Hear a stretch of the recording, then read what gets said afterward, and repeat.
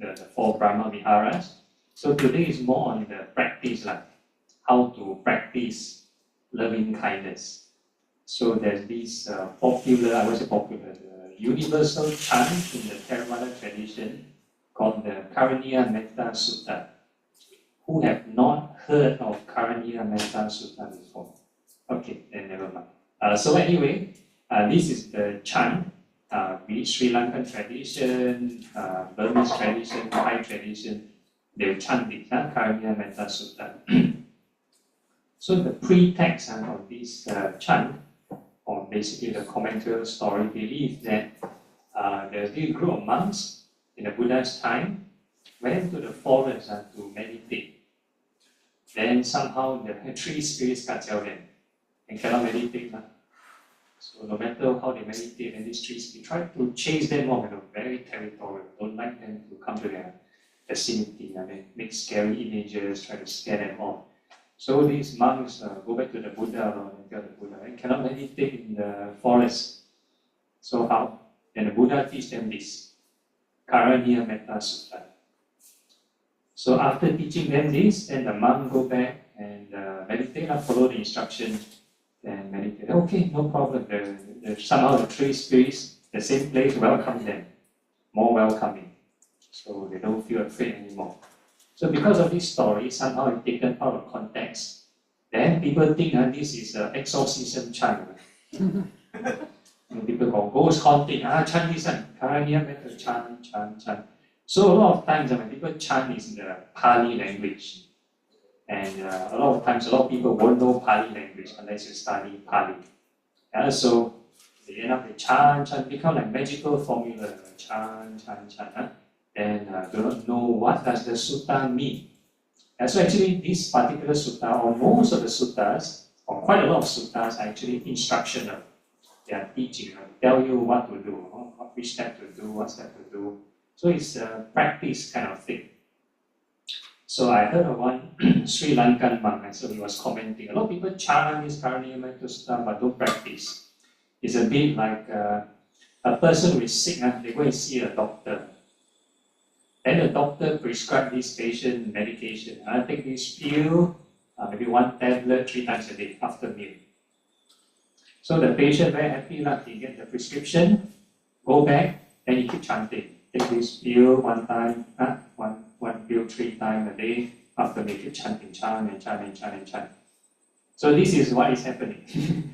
This is what is happening. A lot of Buddhists chant, people chant, they chant but they don't practice. Or they don't know what's the meaning behind the chant. So today we are going to explain the sort of instructions. Hopefully you can appreciate the practice aspect more. Okay, so the first portion, maybe I read out everything. He who is skilled in working out his own well-being and wishes to attain a state of calm, nibbana, should act thus. Okay, so the one in black words is from the scripture, the one in blue is my own comment. So down here talk about right view. So this whole sutta will probably encompass the Noble Eightfold Path. So the first thing important is the right view. So you practice any kind of meditation it is to overcome suffering, to find this peace. So loving kindness, we talk about the benefits, the previous lesson. So some people, I practice metta maybe to find my better health, or practice metta to get more customers for my company. So all these are mundane benefits. So we're not aiming there. The aim should be for nibbana, for Buddhists, aim for nibbana. Okay, he should be dexterous, upright, exceedingly upright, obedient, gentle, humble. So these are under your moral virtues called sila. So meditation is not just about sitting there, it's about cultivating good virtues. So that's why every time in our routine, I will keep asking you to keep reciting the mind, may all beings be well and happy. We're actually implanting this habit, making you to slowly grow and nurture these loving kindness, imbue virtues. Okay. So if a person is not wholesome, is not wholesome, their understanding might be very different. The way they wish for, I don't know, world peace might be very different. Maybe become like Android or like Terminator, world peace, then they think, I'll destroy the world peace, like everything quiet, world peace. So very different ideal based on your moral standing. So that's why this portion is very important. It's the foundation. Okay, then next one is right livelihood. How many of you here are not working? Cannot working. So basically, like monastic really. So you live dependent on probably somebody give some allowance, children give allowance, those kind of thing, right? Okay, so you need to be contented, easily supportable, with few responsibilities. So if let's say you're not really like working full time, then more time for practice, prioritize more time on practice. So talk about few responsibilities. So for those who are working, then you need to moderate your time. You need to prioritize. You don't have to be like totally don't do any work and you go full retreat mode. We talk about moderation. Okay, simple control in senses. So this control in senses is actually a very advanced practice.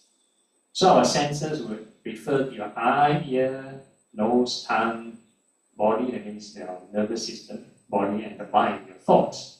So total you have the 6 senses. So control in senses mean whatever you see, hear, smell, think, taste, and touch, try not to react with greed or anger. So it's not easy.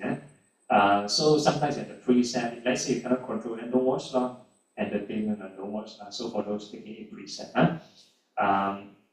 So again, it's not easy. Prudent, courteous, and not anger after association with family. So for those who are dependent on others for support, we try not to burden them. Try not to have too much demand until they run away. So trying to simplify our things. Okay. Let him not perform the slightest wrong, for which wise men might rebuke him. So again, part of your behavior, part of the moral part. So we talk about the precepts, avoid all the wrong action, speech, and stuff like that. Okay, so this is the execution part. May all beings be happy and safe. May they have happy minds. So this is part of right thought. So the original sutta will teach you to say, may all beings. So straight away wish all beings. So this is the original teaching, original scripture. So the post-canonical, that means after the Buddha's time, then maybe somebody writes some other instructional manuals. So say first wish yourself, then wish your close one, then wish neutral party, then wish your enemy, something like that. So that is we call post-canonical, that is developed later.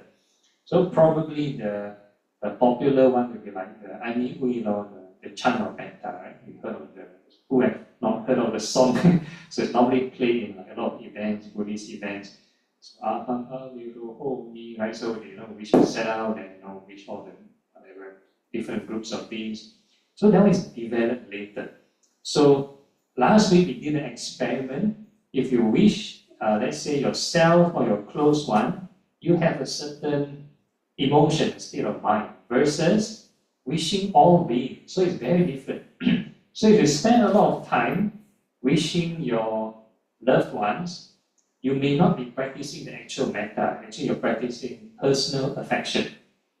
There's strings attached, a certain biasness. So it's not very detached or unconditional kind of loving kindness. So it's not wholesome enough. Not wholesome enough. So in practice, yes, we do this, formal practice. In our daily life, we need to have affection. You cannot be, I practice equanimity, then very, very cold towards your loved one. No. So yes, we still need certain we say social convention. You need to do things in society. We need to have certain empathy, certain affection to different groups of people.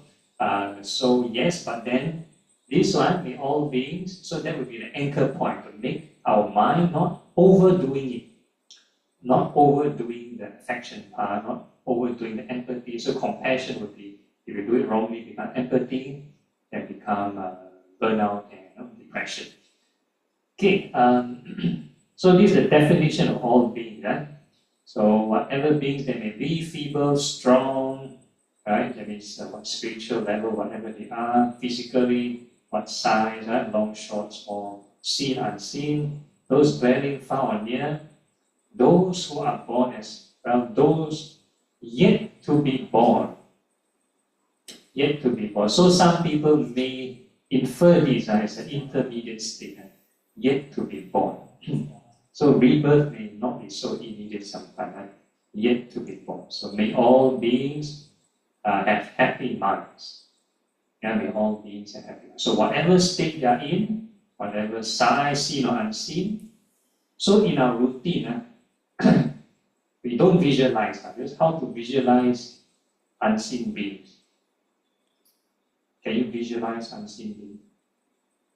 Cannot. So, and also, for example, all those beings small, for example, all the insects. Do you know all the species of insects in the world? Don't know, right? So we try not to visualize. So if you want to do an experiment, so you visualize different class of beings, confirm have different biasness and different opinion. If let's say you think of a creature that look very cute to you, then you have certain emotion to a certain being. And let's say certain creature look very scary or frightening, then you confirm have different emotion. So this is part of our feeling aggregate. Feeling aggregate. Either you find it pleasant, unpleasant, or neutral. We cannot iron out and even in everything and say, I want to have pleasant feelings to everybody. No way. No way. We can have wholesome mind state towards all beings, regardless we find them unpleasant or not. But this pleasant and unpleasant feeling based on our perception, in a way, it's useful for survival. It's for survival mechanism. If let's say you see a dangerous animal like a poisonous snake, you cannot say, all beings be very happy, go and hug the snake, confirm that. So there's a function, no? It's more for survival function. So yes, we have certain prejudices when we kind of open our eyes and function in the world, but in our recharging state, at least in the routine, we don't visualize. So we talk about that maybe later on. Or it doesn't move really. Press. Okay. Then this one. Let him not deceive another, nor despise anyone anywhere. In anger or ill will, let him not wish another ill. And so this is part of unwholesome thought, thought of anger. Okay, just as a mother would protect her only child with her life, even so, let one cultivate a boundless love towards all beings. Okay, so because of this statement, a lot of people will interpret mother's love is loving kindness. How many of you are mothers here? Only 3. Okay, so how many of you think mother's love equals to loving kindness?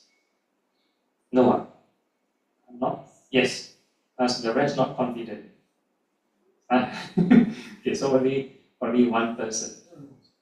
Okay, 2. Okay. Yeah, so maybe for those who have, who is not sure. Okay, so for those who say no, maybe you have paid attention to my class or previous lesson. So there's an element of personal affection. For example, let's say the mother to the child, you will maybe hug and kiss your child, right? Do you hug and kiss every other sentient being the same way as a child? A stranger's child, you will? So I oppose your opinion. Yeah. Because you see, if let's say we you talk about a case like him, obviously a real layman, right, will not go in around and kiss other people's kids, right? But a Buddha will. A Buddha. Oh no, he doesn't. Yeah, the Buddha doesn't. Yeah, okay. So anyway, so this is one case example. So there is a level of personal affection. Right? So same thing for your own child. You probably have certain maybe expectation. You want the child to be well. Then how many of you like ever cane or scold your child? Right? Yeah, I have. Right? So do you cane and scold other people's children or other? Do you do the same thing? No, right? This is none of your business. Right? Or maybe every family has their own way of dealing with the situation. Right? So there is certain limitation. There is certain I would call attachment, a certain expectation for your own child. So you cannot apply to all beings. So one case example, maybe for my own case example, I know my mother loved me a lot. I know she loved me a lot. So before I ordained, yes, she gave like verbal consent, yeah, you can go and ordain. But after I ordained, she's trying very hard to try to disrobe me. So every week she'll come to the temple and visit me and ask, yeah, why become a monk? Your cousin get married already there, children already there, So she's saying, oh, my uncle and auntie, their grandparents already, and why you don't work normally, have children, all those. So she's trying to do it every week. Try to see me, try to persuade me to, try to disrobe and stuff like that. So if I were to apply this mother's love to all the monks, do you think it will be very chaotic? Yes. Yeah, very chaotic. So you cannot equate that expectation, the concern with expectation equals to loving kindness. So there may be some element of loving kindness, but together, maybe like ice kacang, and a lot of other things, right? And a lot of expectation and stuff like that. So it's a personal affection. Personal affection. So this one, so I would interpret this statement as this. So the mother and child is like a metaphor. So the child protect the child, with a life. Okay, so this child is actually the boundless love, wishing all beings well and happy. So the child is a metaphor for the thought, wishing all beings well and happy. So the practitioner is actually trying to hold on to that thought and don't let it go. Protect the thought every moment. So this is how I interpret it. Okay, so this is the right effort part. So in Buddhism, right effort means whatever unwholesome thought you have, try to overcome it. Then whatever wholesome thought you have, try to develop it and perfect it. Oops, okay. So this is the practice, radiate in all directions, above, below, and all across. So this is part of our routine also. Then this one, standing, walking, sitting, or lying down. As long as you are awake, you should develop this mindfulness. So this is part of right mindfulness. So I always mention, normally after the meditation routine, I will give the same reminder in whatever posture you're in, still can generate right thought. A lot of people think that meditation is just sitting there, then you can meditate. Once you stand up, cannot meditate anymore. No, not true. So every moment can meditate one, because what you do with your meditation is the same attitude you do with your daily life. How you react with people, how you do with assignment. Let's say you're always very angry. Hey, you meditate also very angry. You want to control, very frustrated with your meditation. How come cannot be peaceful? How come the mind cannot calm down, so frustrated? Then your work also the same. The way you treat your work, the same attitude. The way you treat other people, also same attitude. So we're slowly cultivating these kind thoughts, so that eventually it will also apply in your daily life. So daily life also need to intentionally generate right thought. Because once you stop only, even sitting, you stop only, confirm all the stray thought coming in. And back to square one. So this one need consistent or moment-to-moment consistent effort to make some progress. So this is the right mindfulness part. Okay, then not falling into wrong views. So a person is virtuous, important, endowed with insight, and remove your cravings.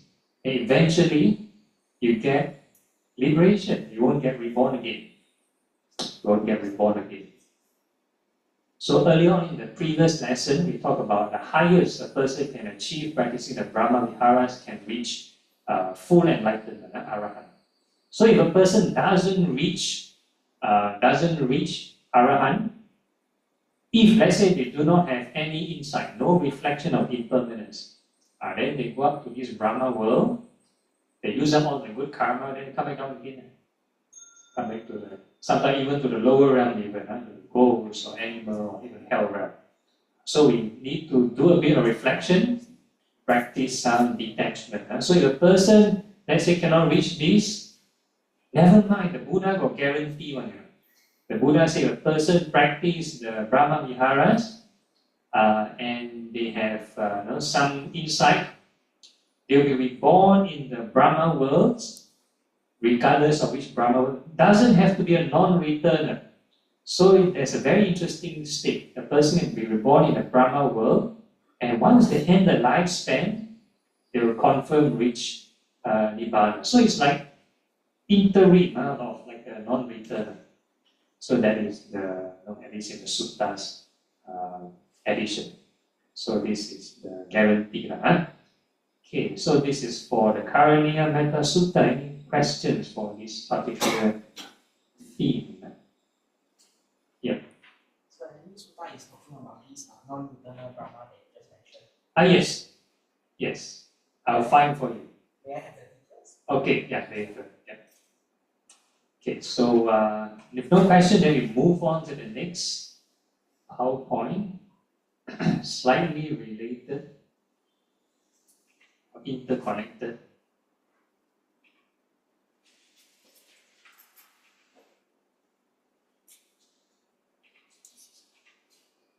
Okay, so the next theme we're going to talk about is impurities of the body meditation. So you can see from this picture here,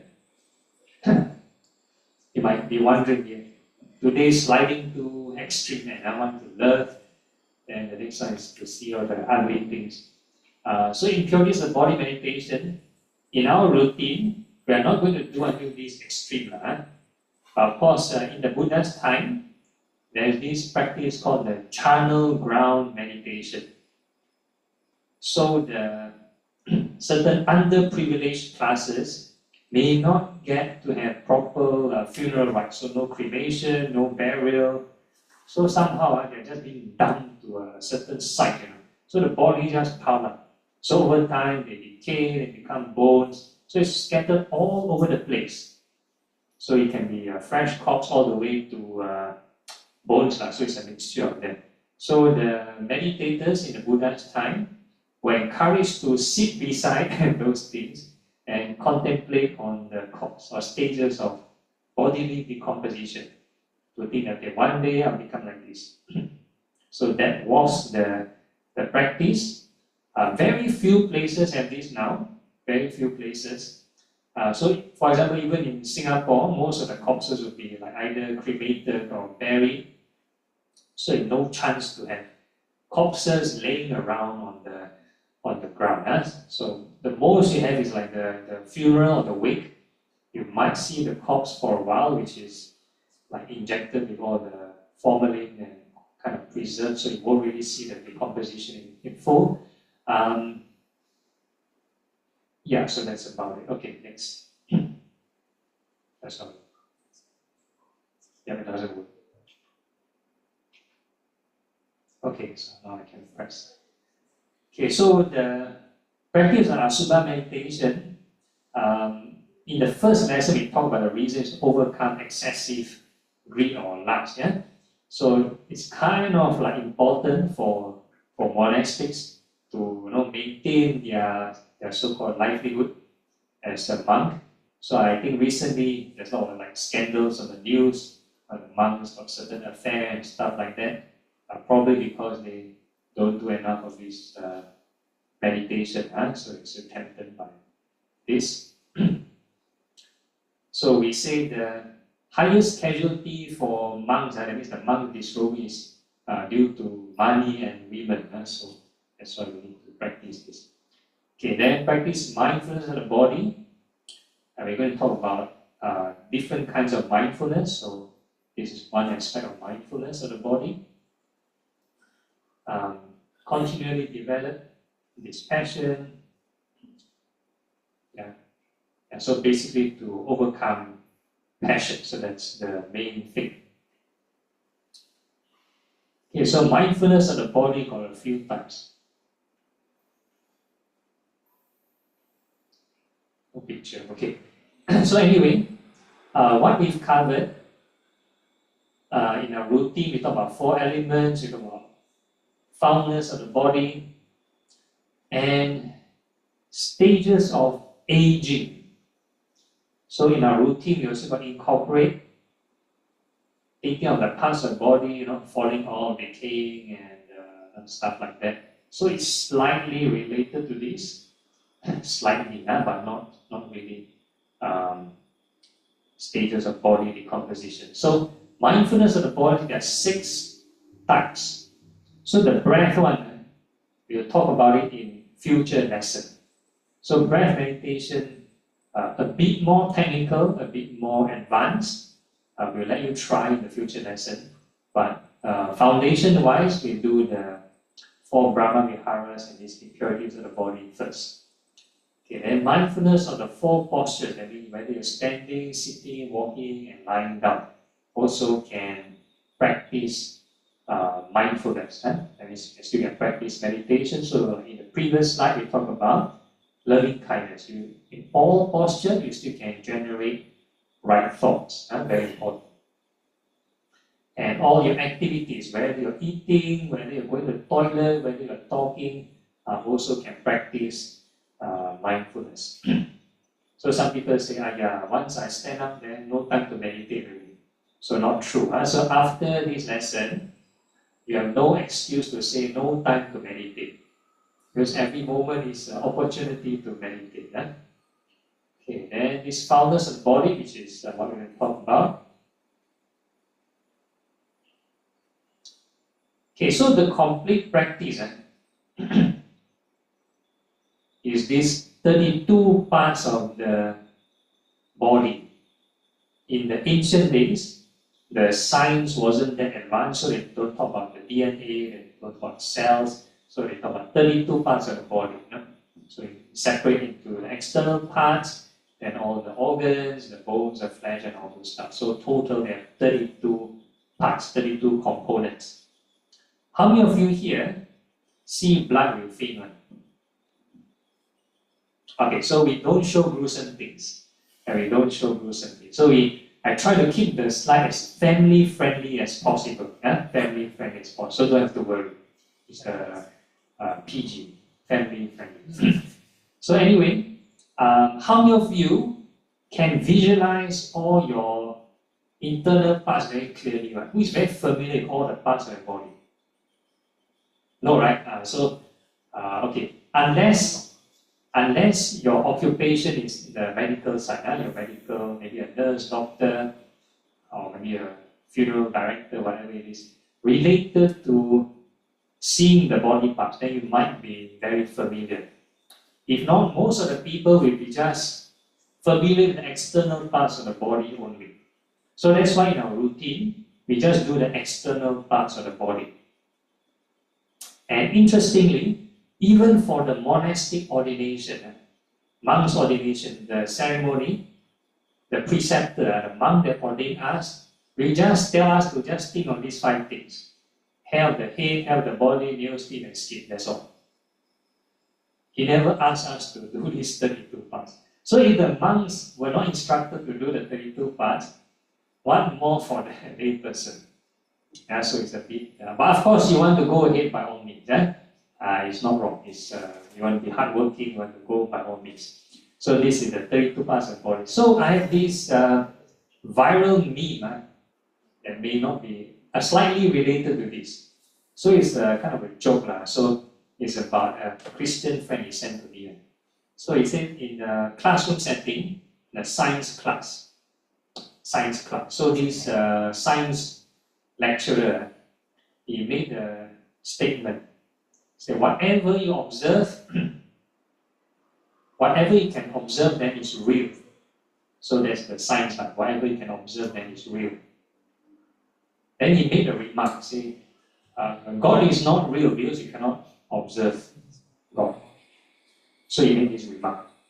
So of course, in the class, there will be some people not happy. So one of the students, probably a religious person, then start to raise the hand and ask the lecturer, Sir, can you see your own brain? Then this lecturer said, no, I cannot see my own brain. Does it mean you have no brain? Yeah. So that's his remark. So anyway, bringing back to this topic, it means that because we are very unfamiliar with the internal parts of the body, so it's a bit hard to visualize and get connected. So we're just going to visualize the external parts in our routine. But of course, in the scripture, we mentioned all the parts. I'll just show the family-friendly part. Okay, so these are the rest of the body. Just words, no pictures. Okay, so all these are the so-called 32 parts of the body. So they're broken up into various portions, not like our advanced medical science today. Okay, so whatever meditation we are doing, if let's say a person is inclined, they feel very inclined to this practice, they want to do this the whole day, they want to do the Brahma Viharas, also can. Or if a person want to practice the Brahma Viharas, want to do this, also can. It's your choice. So in your own free time, you can just choose one and practice. So right from the scripture, if a person, or in the Buddha's time, there are monks who just practice this, whether they're standing, sitting, walking, lying down, they just visualize all the parts of the body the whole day. They also can reach enlightenment, they can reach unbinding. So any meditation object, we are not training the parts of the body. Because whatever we use to perceive or visualize is still using the mind. So we're actually learning to tame the mind. When we wish all beings to be happy, the feeling or the emotion, also the mind. So we're actually calming the mind, learning to detach from the mind. So this is the idea, the concept behind it. Okay, so this is additional stuff. So in the traditional suttas, or in the original suttas, somehow the Buddha mentioned that this visualization practice cannot reach concentrated states. So in the Thai forest tradition, they will, for example, they complement with chanting Buddho. So they use this mantra, Buddho, Buddho, Buddho, to enter a certain level of concentration or certain calmness. Then they do these impurities of the body. So the impurities of the body meditation in the Thai tradition is the vipassana. So in this sutta, it's a long story, but in short, what the Buddha mentioned is comparing two classes of meditators. One is the jhana practitioner, which is those doing concentration, versus those doing impurities of the body meditation. So the Buddha classifies them. One doing concentration and one doing impurities of body meditation. So the Buddha mentioned those doing concentration meditation is the pleasant path. Because concentrated state something of joy, happiness, or very calm, very nice emotion. So we call this a pleasant path. And those doing the impurities of body meditation, because they visualize the disgusting parts of the body, they call this the unpleasant path. Unpleasant path. But regardless of which path you choose, both paths also can reach enlightenment. Depends on your 5 spiritual faculties. So how fast or how slow you reach enlightenment depends on your 5 spiritual faculties. That means your faith, the effort, mindfulness, concentration, and wisdom.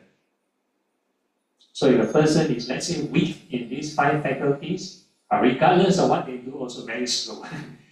But if let's say they're very strong, regardless of what they practice, then they can reach enlightenment very fast.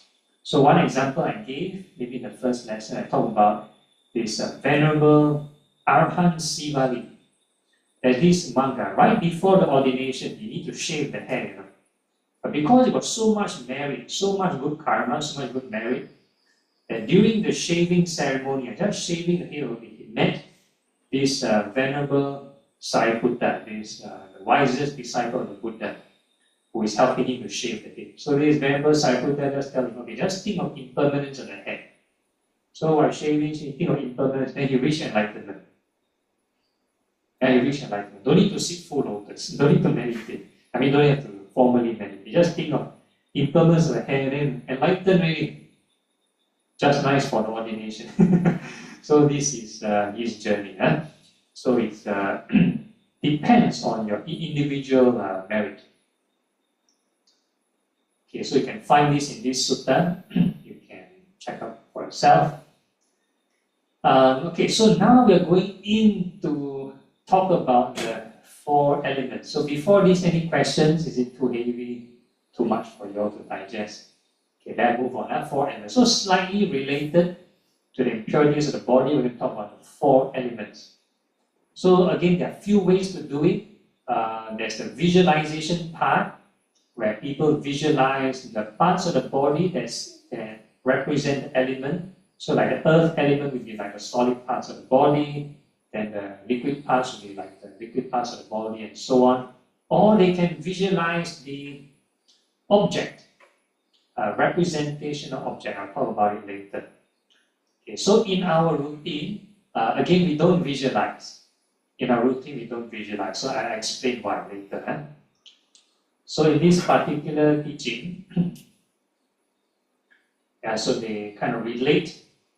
A person can reflect the different parts of the body or the different aspect of the elements as non-self.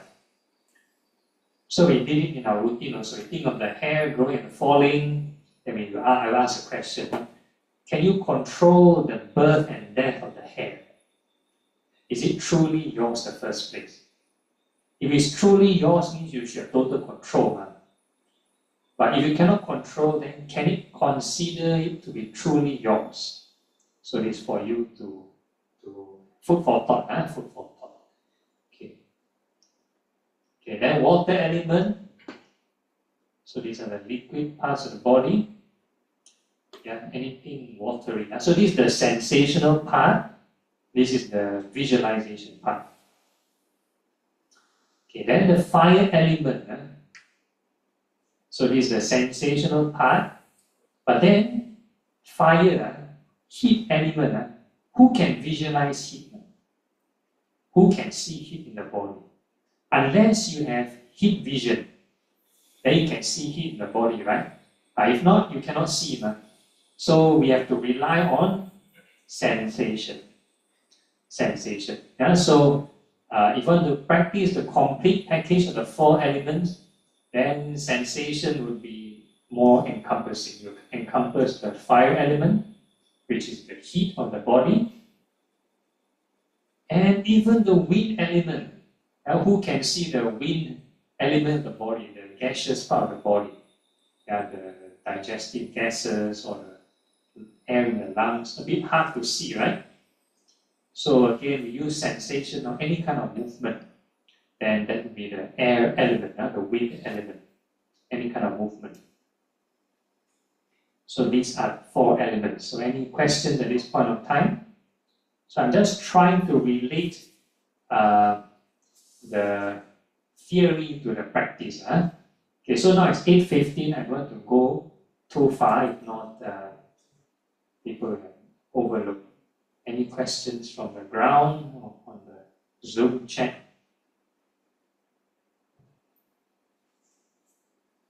Okay, so we are going to talk about how this relates to the Brahma Vihara. So in one of the routine, we're going to talk about We are going to treat all beings as the four elements. F, can you recall? So the reason why we don't visualize that, I give like a Zen story, a Zen example. How many of you heard of this Zen poem? This Zen master wrote 3 lines. 看山是山, see mountains and mountains. Who have heard before this? Or who never heard before this? There are a few people. Okay, so this Zen monk, he wrote these 3 lines. The first line, 看山是山, see mountains and mountains. And the second line he wrote, 看山不是山, see mountains and not mountains. And the third line he wrote, 看山是山, see mountains and mountains. So that's it. So like anybody else, the first time you see this, you're like, what talking you? I don't know what talking, what is this about? So these 3 lines represent the evolution of our spiritual practice. So the first line, 看山是山, means the normal way of seeing things. The normal way using greed and anger to see things. So let's say a person, let's say see a mountain, wow, so nice, so magnificent, wow, so beautiful, wow, so Instagrammable, and to take pictures, right? So the normal way of seeing things with excitement, with the normal sensual craving. So that's the first line. So if we were to see beings, perceive beings the normal way, confirm won't reach far. You just start the first level. So when a person start to learn Buddhism, they will 看山不是山, see mountains and not mountains. So that's why we learn these 4 elements, and then maybe in future talk about 5 aggregates, think about impermanence. Then we start to see things differently. Instead of seeing mountains, we see mountains as 4 elements. Then your excitement to this mountain will be very different. Won't be the same as before. So whatever object you want to buy, whatever item you crave to buy a lot, if you think of the 4 elements, do you think you still have the same level of desire towards the item you want to buy? The excitement will drop, right? Towards the object will drop. So same thing, whatever nice thing you see, 4 elements, then the craving will kind of drop. So this is seeing mountains and not mountains, 看山不是山. So this is the training phase. The training phase. So all of us are encouraged to, we call it see things, perceive things as the meditation object. Then the last phase, 看山是山. That is if you graduate, that is if a person reach enlightenment. So once the mind is free, you don't have to purposely see things as 4 elements, whatever. The mind is free already. You can enjoy our mountain. Wow, so nice, mountain, so beautiful. But without being caught up. Without being caught up. So that's the last line. So we emphasize on the second one. So it's perceived beings as the 4 elements. So this is to generate less biasness. Okay, so that's about my comment with regard to the previous practice.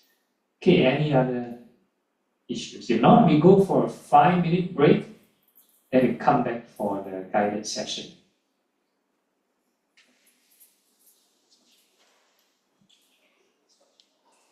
About sitting posture, make sure your back is upright and the rest of the body relaxed.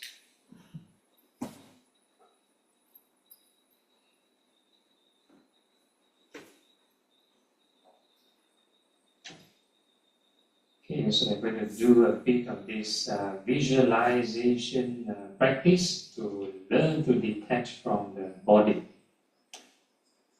So we're going to visualize all the hairs from head to toe, hairs of the head, hairs of the body.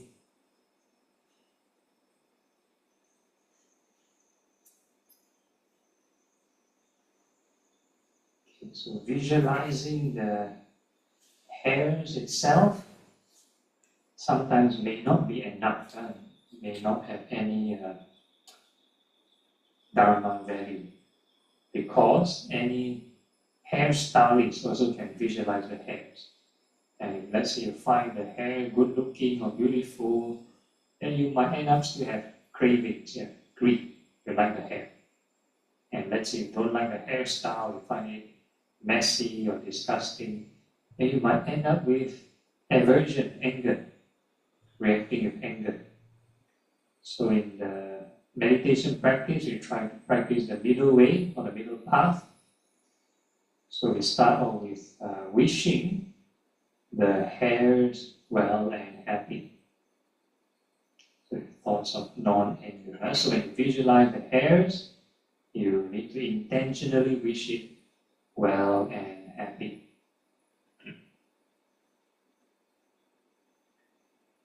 So this wish well and happy is part of right thought. And the hairs they visualize part of mindfulness of the body. And once you finish the sentence, well and happy, then quickly move on to a new patch of hair, new area, and wish it well and happy. And you finish the sentence, move on to a new patch. So the repetition is called right effort.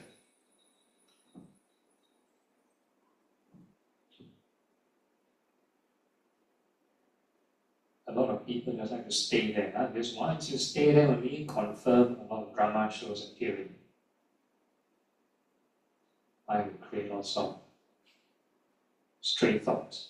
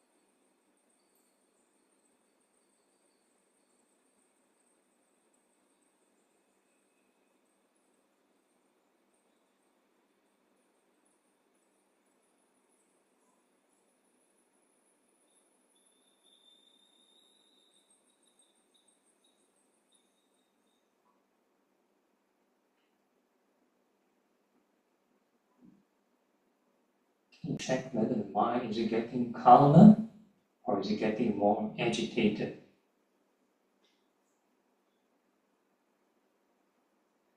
So the intentionally wishing well and happy would be the skillful way of calming the mind. The non-skillful way is you do nothing then you fall asleep, then that's also another kind of calming, but that's not the calming that we want, no wakefulness.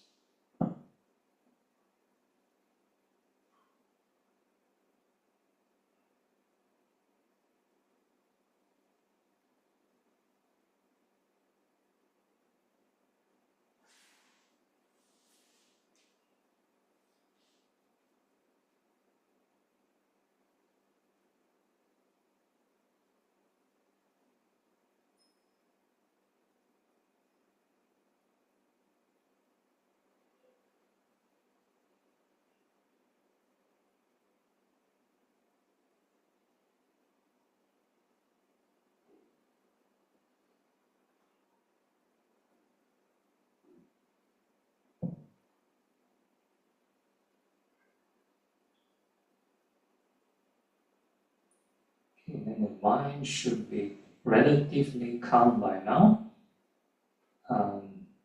If let's say the rate of settling down is negligible, or you find that this is the maximum limit of calming, then we call this your neutral baseline emotion.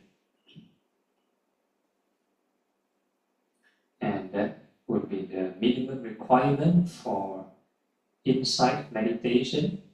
So this one, there's no concentrated states yet.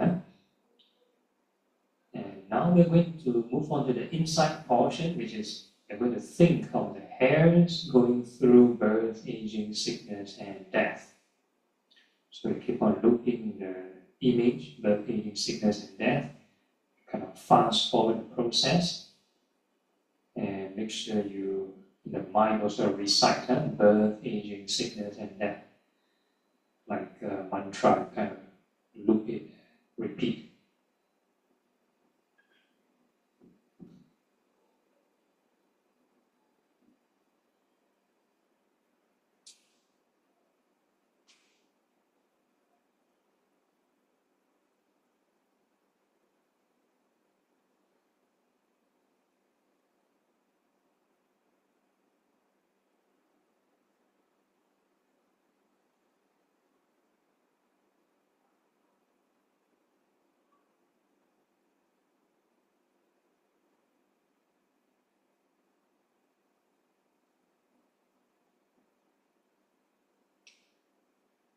Yeah, and there's some kind of joy or lightness appearing, means you're on the right track, and it's a sign of detachment. Not that you enjoy looking at hair falling off, but it's the joy of detachment.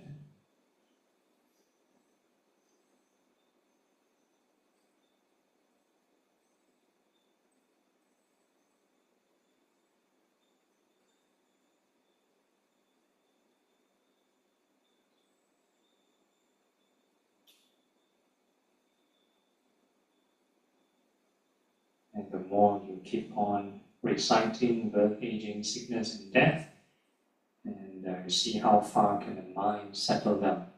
So this one has no limit, the insight portion.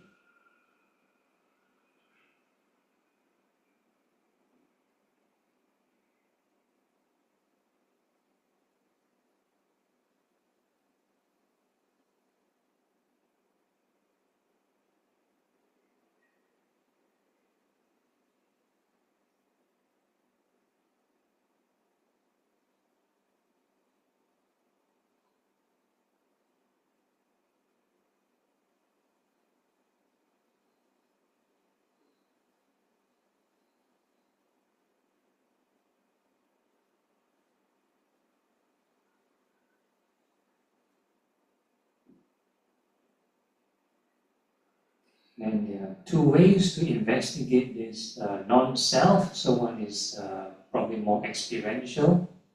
The more you reduce craving, you check the sense of selfishness or this ego. The intensity, is it increasing or decreasing? So that's one way. And the other way is using reflection and logic. These hairs that grows and fall off, is it truly self? And can you tell it not to go through birth and death?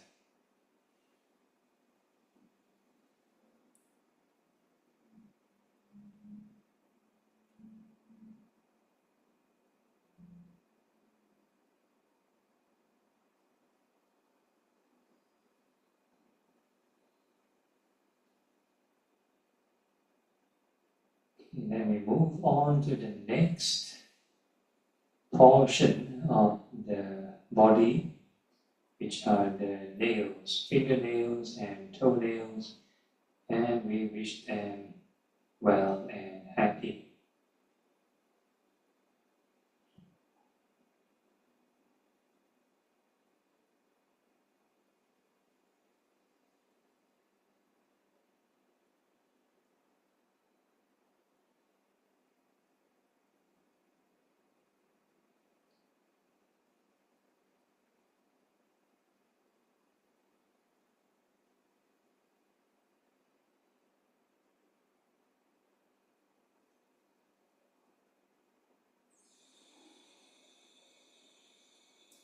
So the whole idea when we switch between the samatha, the calming phase, and the detachment phase, we just observe the different state of mind, or the emotion, different state of mind. And once the mind is quite calm, and we move on to the detachment phase, and we think of the nails going through birth, aging, sickness, and death, and keep on looping the image. We need to also keep reciting birth, aging, sickness, and death, like a mantra.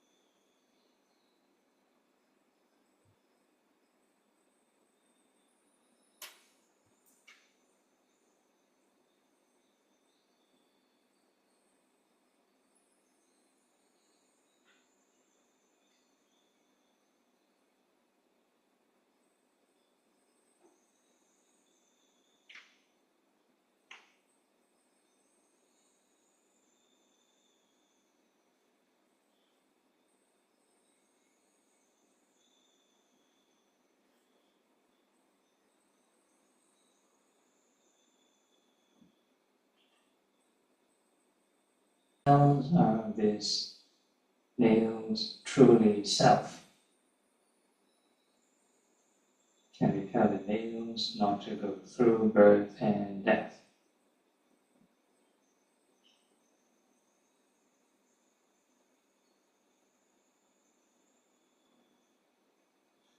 And next we move on to the teeth, or teeth inside the mouth. May they be well and happy.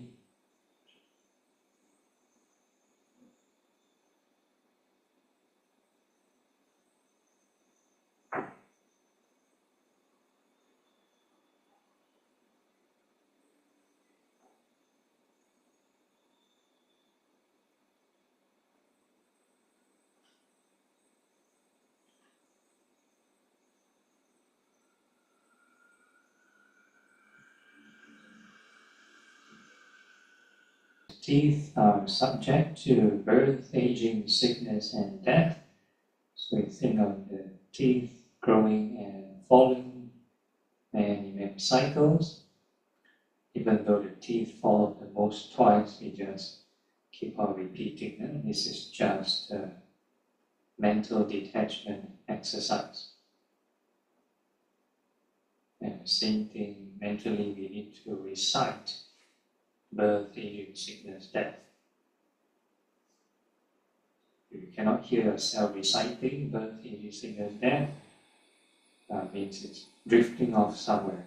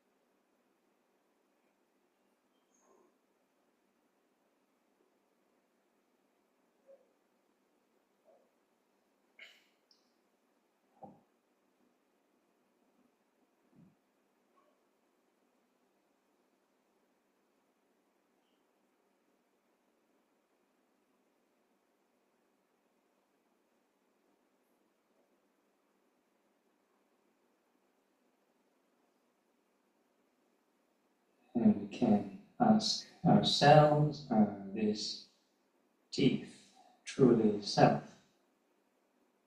Can we tell the teeth not to go through birth and death?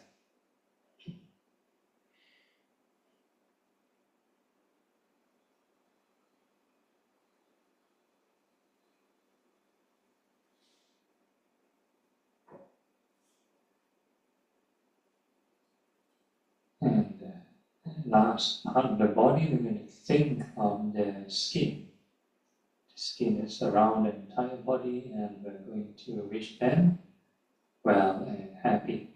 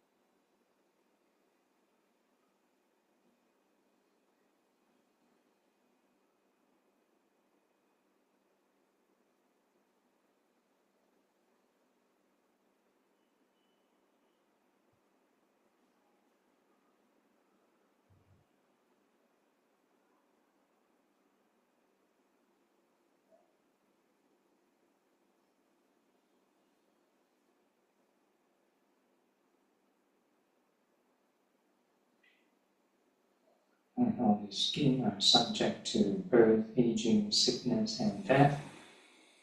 So you think of the skin growing and falling, many cycles. And as we keep looping the image, we need to keep on reciting birth, aging, sickness, death.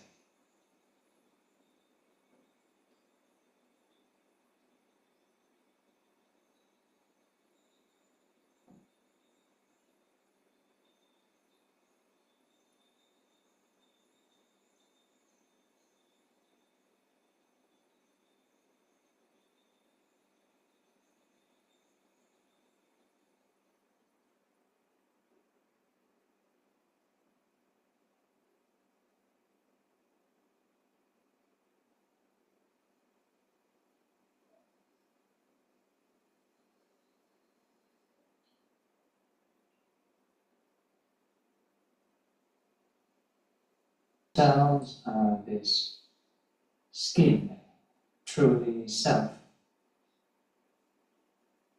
Can we tell the skin not to go through birth and death?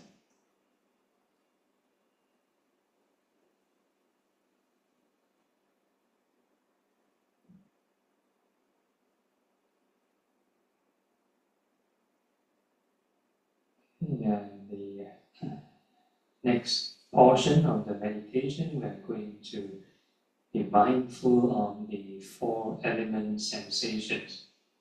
So we're just going to feel the sensations throughout the body, just like the entire body in general. Don't have to purposely fixate on one spot. Any sensation that appears the most obvious, and we're going to wish it well and happy. So the 4 elements are earth, fire, wind, water.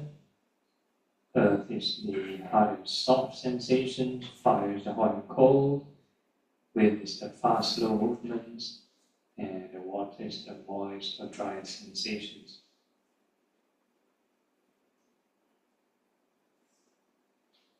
So the whole idea is to not control it.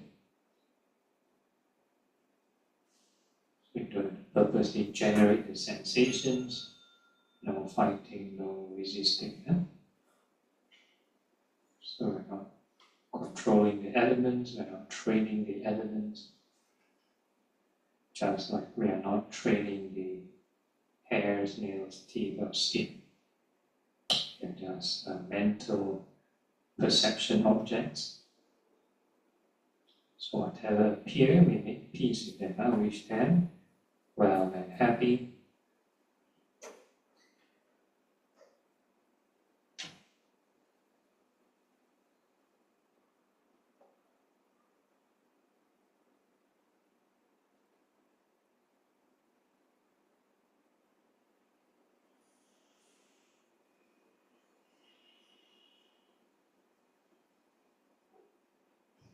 It's an intentional wish. New sensation appear, wish well happy. New sensation appear, wish well and happy.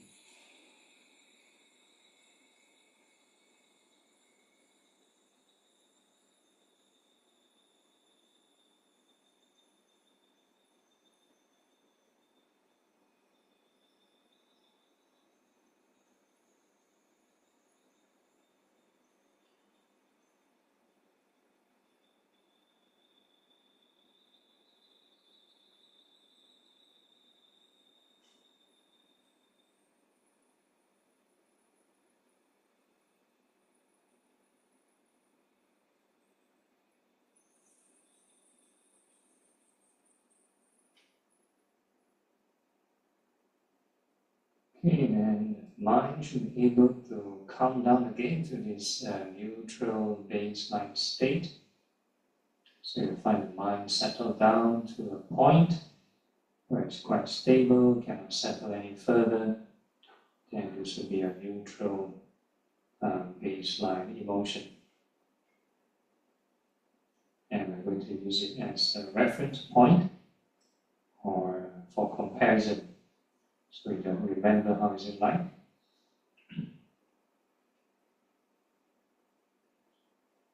So wishing oneself well and happy, this would be like the maximum. Huh? It's not noble enough of a wish. So now we're going to wish may all beings in all directions be well and happy, above, below, and all across, all directions. May all beings be well and happy.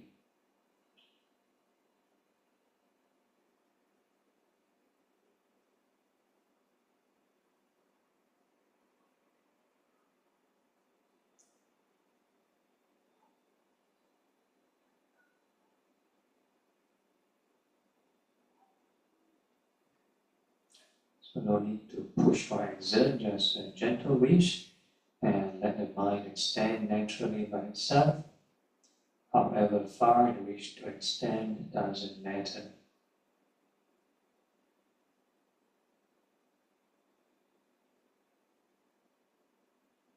And in that widened area of attention, we are going to perceive all beings as the four elements. You don't have to visualize how they look like. So basically whatever sensation that appear, we are going to wish may all beings be well and happy. So this is your new mantra. And may all beings be well and happy. And we keep on repeating. And we need to synchronize with the sensations. So as long as you detect a new sensation appearing, may all beings be well and happy. So it doesn't matter, the sensation may appear inside the body, they may appear outside the body. Once you detect something, may all beings be well and happy.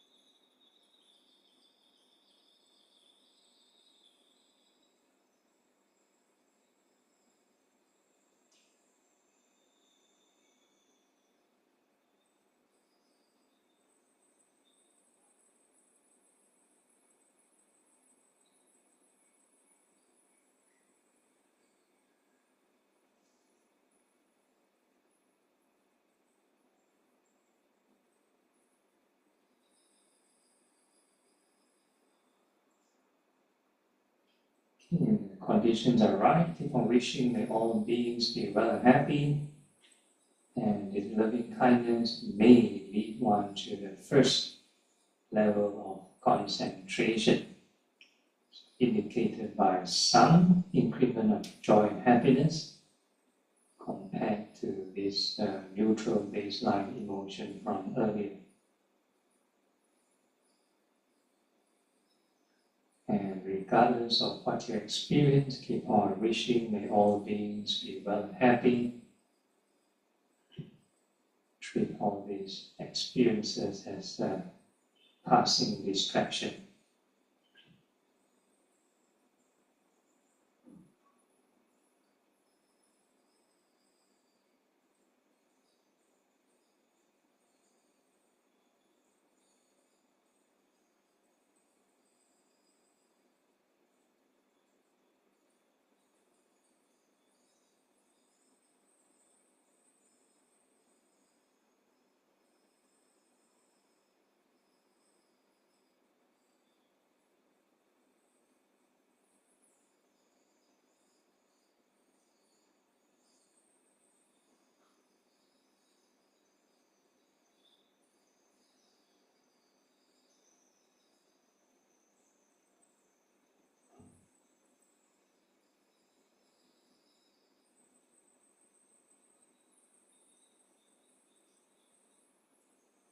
earlier when we think about different parts of the body, that is without any concentration.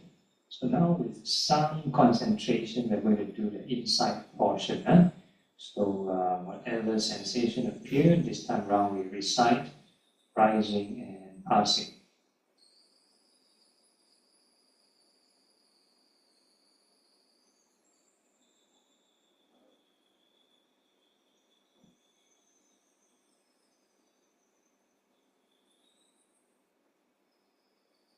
So let's say it's a bit too intolerable, you can shift a bit, it's okay. But the main thing is keep on reciting, rising and passing.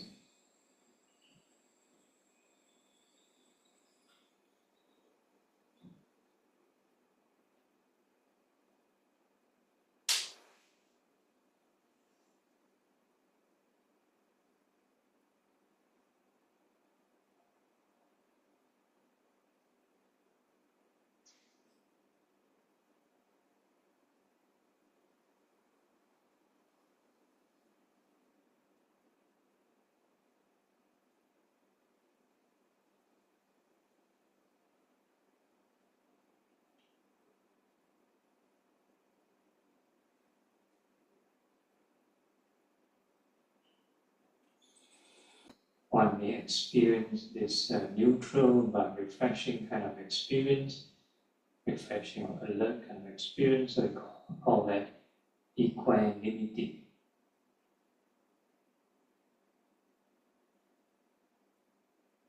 And regardless of what you experience, keep on reciting, rising and passing.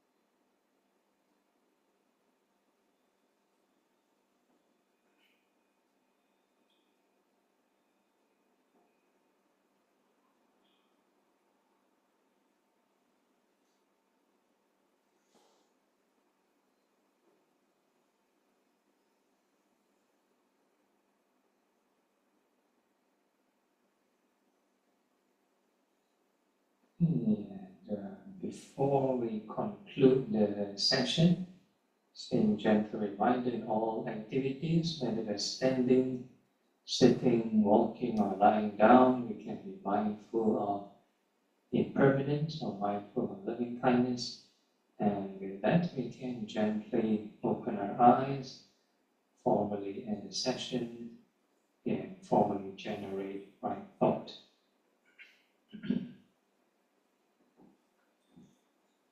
You can wish your legs well and happy, you can move around.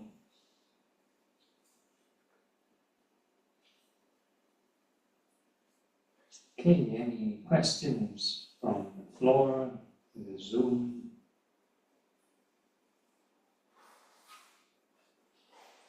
No, okay, everyone. So can follow up, we are doing more or less the same thing. If there's no issues, then any announcements from the organizers?